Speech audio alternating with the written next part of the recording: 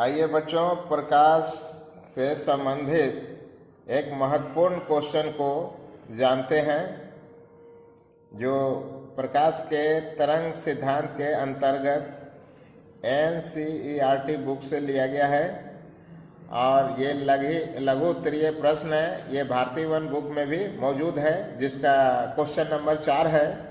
तो इससे पहले वाला जो क्वेश्चन है सबका वीडियो आपको पहले ही बना के दे दिया गया है, तो उसमें आप आंसर को ढूंढ सकते हैं। तो आइए देखते हैं क्वेश्चन। कहता है क्वेश्चन कि जब दो माध्यमों को अलग करने वाली सतह पर एक वर्णी प्रकाश अर्थात एक रंग वाली प्रकाश, जैसे केवल लाल, केवल हरा, केवल पीला, इस टाइप का कोई रंग हो प्रकाश का, तो उसे एक वर्णी प्रकाश कहा जाता है। अंग्रेजी में इसको मोनोक्रोमेटिक लाइट कहते हैं। तो फिर से क्वेश्चन को पढ़ते हैं। जब दो माध्यमों को अलग करने वाली सतह पर एक वर्णी प्रकाश आपतित होती है तब सतह द्वारा परावर्तित तथा अपवर्तित दोनों प्रकार की प्रकाश की आवृत्ति क्यों समान होती है। तो आइए क्वेश्चन को ठीक से समझते हैं कि यह क्वेश्चन कहता क्या है। देखिए यहाँ पर ये आपका अपवर्तक सतह है, अर्थात अपवर्तक सतह से ऊपर ये पहला माध्यम है और नीचे एक दूसरा माध्यम है। और अपवर्तक सतह क्या करता है, दोनों माध्यमों को अलग कर रहा है।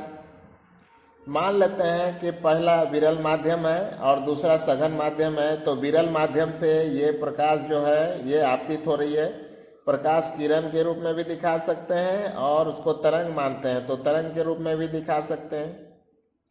तो प्रश्न कहता है कि आपतित किरण का जो आवृत्ति होता है, आपतित तरंग का जो आवृत्ति होता है, परावर्तन के बाद या अपवर्तन के बाद जो दो प्रकार की यहाँ पर प्रकाश प्राप्त हो रही है, परावर्तित किरण वाला और अपवर्तित किरण वाला, कहता है इस दोनों का आवृत्ति आपतित किरण के आवृत्ति के ही समान होता है। ऐसा क्यों होता है, ये क्वेश्चन है।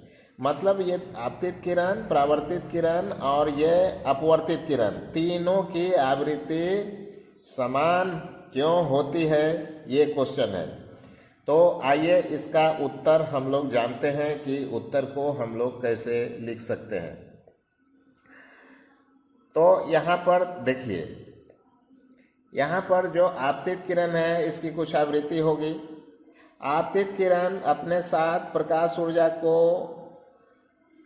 आपतन बिंदु पर आपतित करा रही है। प्रकाश ऊर्जा को आपतन बिंदु का जो कण होगा वो ग्रहण कर लेता है और इस कण के कारण ये कण जो है प्रकाश ऊर्जा को ग्रहण करके ये कंपन करना शुरू करता है, वाइब्रेट करना शुरू करता है। तो इस कंपन के कारण यहाँ पर तरंगिकाएं उत्पन्न होती हैं। ये लगातार जो है इस प्रकार की तरंगिकाएं उत्पन्न होगी।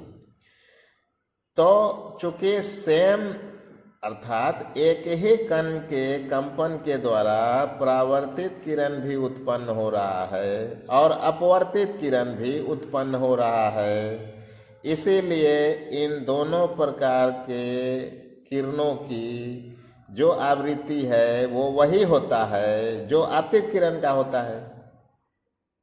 तो इसका उत्तर यही है बच्चों कि जिस आपतन बिंदु पर आपतित प्रकाश आती है ऊर्जा ग्रहण करके, वहाँ का जो कण है, परमाणुविक कण जो होगा वो कंपन करना, वाइब्रेट करना शुरू करता है। इसके कंपन के कारण ही परावर्तित किरण और अपवर्तित किरण दोनों उत्पन्न होती है। यही कारण है कि सेम कण के कंपन के कारण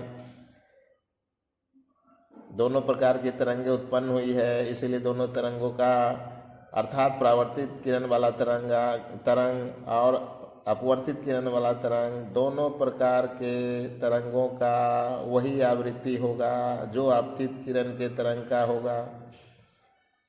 तो आशा है बच्चों आपने इसको समझ लिया होगा। हमने पहले भी कई बार आपको बताया है कि प्रकाश में एक चीज़ ऐसा होता है जो कभी नहीं बदलता है, अर्थात जब प्रकाश एक माध्यम से दूसरे माध्यम में जाती है तो उसका एक चीज़ ऐसा है जो नहीं बदलता है, वो क्या है, आवृत्ति है। तो यहाँ उसी से संबंधित ये क्वेश्चन है कि आपतित किरण की जो आवृत्ति होगी वही परावर्तित की भी होगी और वही अपवर्तित की भी होगी। तो दोनों प्रकार के प्रकाश का आवृत्ति अर्थात परावर्तित किरण और अपवर्तित किरण दोनों प्रकार के प्रकाश की आवृत्ति वही होगी जो आपतित किरण का होगा। तो आशा है बच्चों इस प्रश्न का उत्तर आपने समझ लिया होगा। यदि कोई दिक्कत हो तो उसे बार बार देखें, मुझे तो लगता है कि ज़रूर आपको समझ में आ जाएगी। और कोई दिक्कत हो तो फिर कमेंट्स कीजिए। धन्यवाद।